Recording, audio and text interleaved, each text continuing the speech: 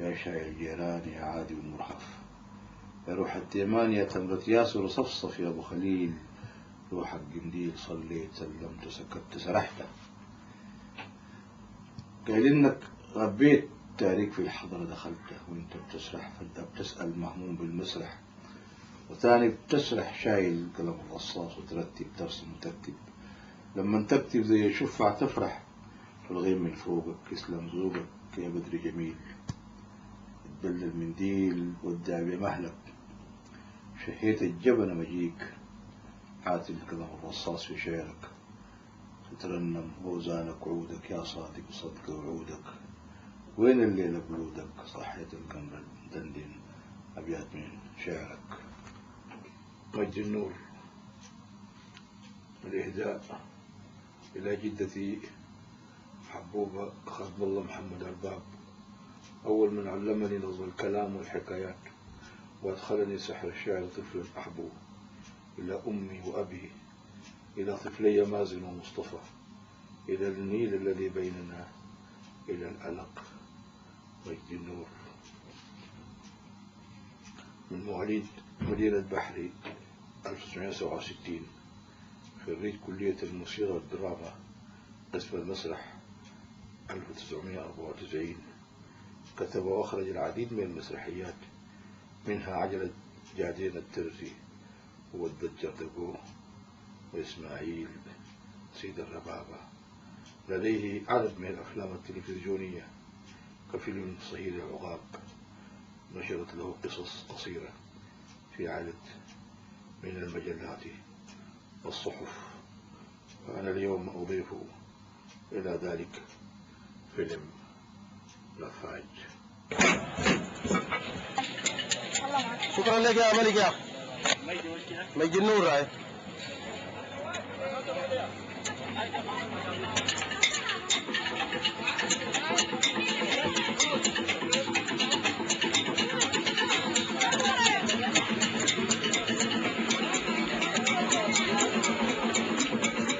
يلا نركب مغنيين كويس، نركب ونحن بنغني كويس.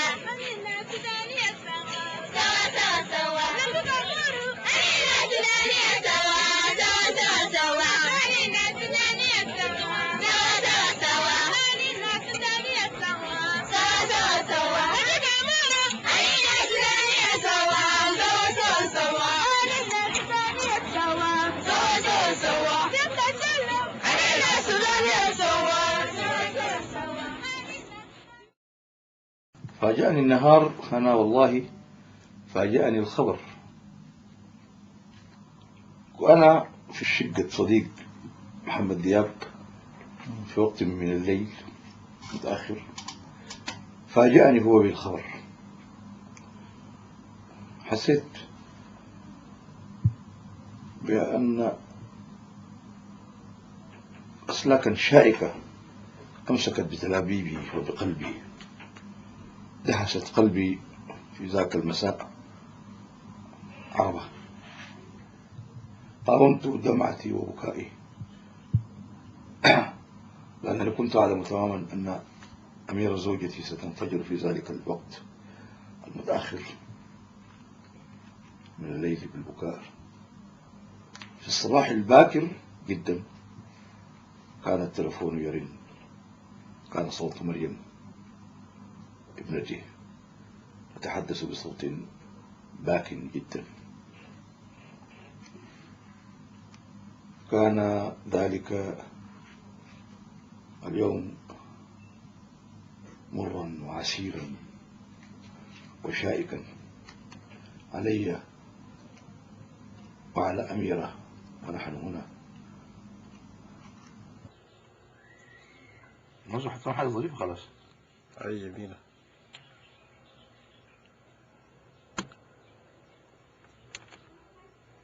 تذكرت قطتي ونيمتنا كل تلك الأشجار والشجيرات.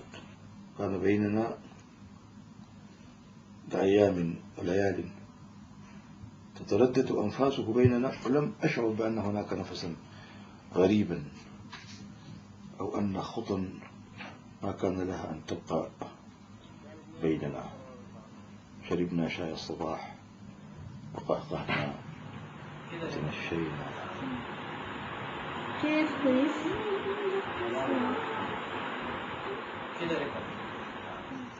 تذكرت مريم وهي ترافقه عندما كان يصور فيلم مفاج. مريم زحي. الله يبارك. اطلعي.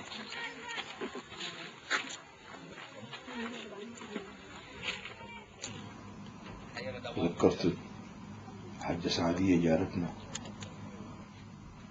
وهي العسى الكسرى وكاميرا مجد النور يسيل لعابها. ما في عواسة، كان نصور العواسة ذاتها. بس طوال نصورك، دايرين نصور العواسة ذاتها نحن. دقيقة.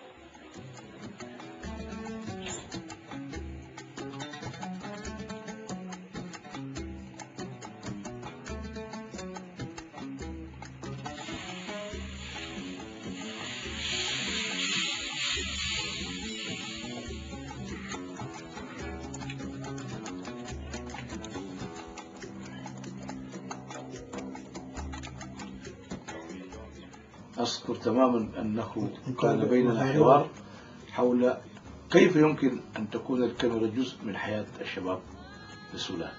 هذا التصوير، هذا الفيلم القصير، هذه اللقطة، التركيز على الظل في هذه اللقطة وحرصنا معا على الظل تعيدنا إلى ذلك الصباح الذي كان فيه مجدي النور ونحن نتمشى وكنت أمشي أمامه وظلي على يساري،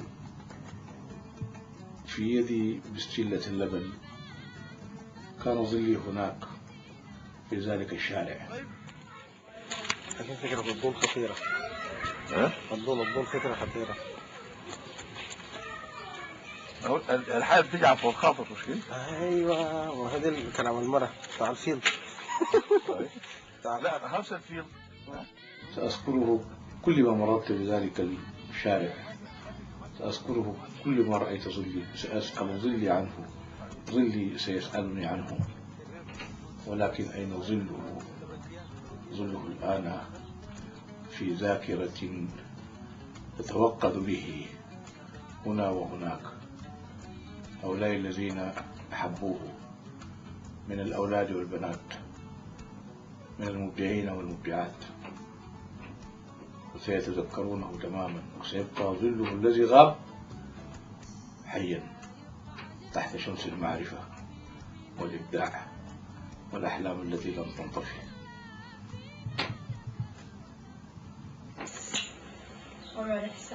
عليك ممكن تصور عيني بس كده. والله أنا خشيت فيها.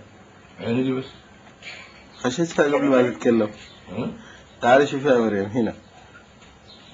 بالمناسبة محجوب ده طوال وهو بعاين بعين واحدة، وطوال وهو بتلصص كده. ده العمل السري كمان. ده سر العمل السري. سر العمل السري نهائي. هذا الكنيسة، أخذ محجوب مع الكنيسة طوال. لا